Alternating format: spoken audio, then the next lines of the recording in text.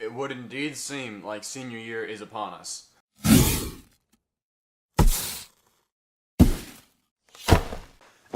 Anyway, it's good to hear from you again, Enoch. I'm glad to see the snowball effect has really taken off. But I must admit, I'm not entirely sure what you wanted me to go for with this episode, so I'm really just going to be building off of you from last time. As for your arbitrary IQ building class, which I too was a part of, the PEP program, I don't remember what it was called, the Product Enrichment Program, the Placement Especially program, Pruny Egg Pickle. You have to remind me what it stands for because I honestly don't remember, nor do I really care. I do attribute some of my love for puzzles to that class. I am in the middle of moving right now, so please excuse the mess in the background if at all.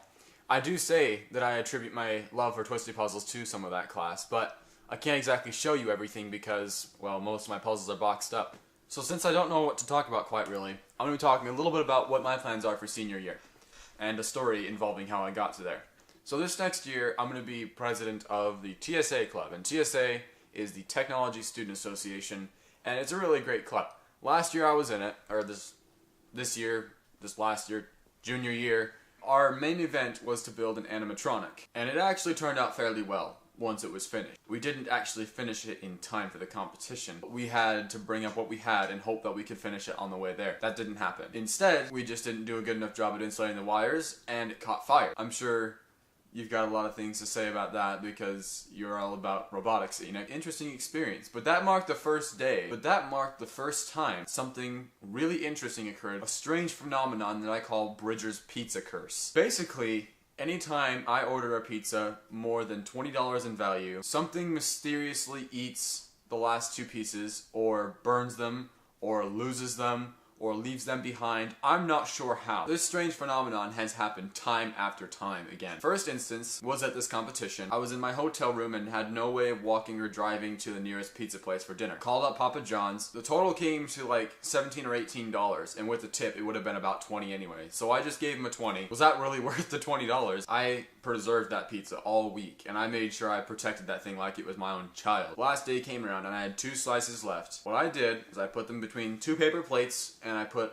a bunch of little like paper clips around, and I just kept them in the back seat where I was sitting. We stopped for lunch and I got out. We came back and the pizza was gone. What had happened was my teacher, who I had gone with, who was accompanying us on the trip, he had his Chihuahuas in the car, and he has 3 Chihuahuas in the back of his Suburban, and they ate my pizza. I'm not gonna lie, I was a tad bit disappointed. He felt bad and he refunded me the money. Really did pay too much for that pizza. The second experience I had with this was I was up north for a cubing competition, unironically. I mean, yeah, I've got 50 of these. I do them in like 10 seconds. I mean, it's kind of an overgrowing addiction that I can't seem to quell. We went to this really awesome pizza place called The Pie. Really great pizza. But this pizza costed, I think, $25 to $30. And it was huge. It was definitely worth it. I mean, this was like big, like 16, 18-inch pizza. We finished up our portions and we had to get going because we had to get back to the competition in time. We had 2 slices left. Again, 2 slices of destiny. I told my friends, hey, go grab a box and box it up. And they did so. But I didn't tell anyone to grab it. So we left it there.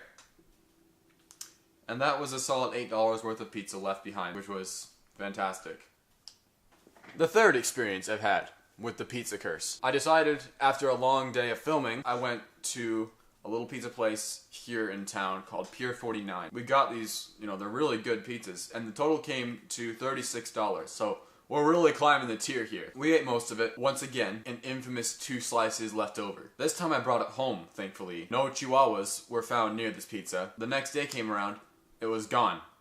Again. I'd found out my mom ate them. When she had put them in the toaster oven to heat them back up, they burned. Someone really doesn't want me eating, or anyone for that matter, eating the last 2 slices of any pizza that I buy over $20. This has never been a problem for anything under $20. Anytime I order like Papa John's and above, there's a problem. I need my pizza, man.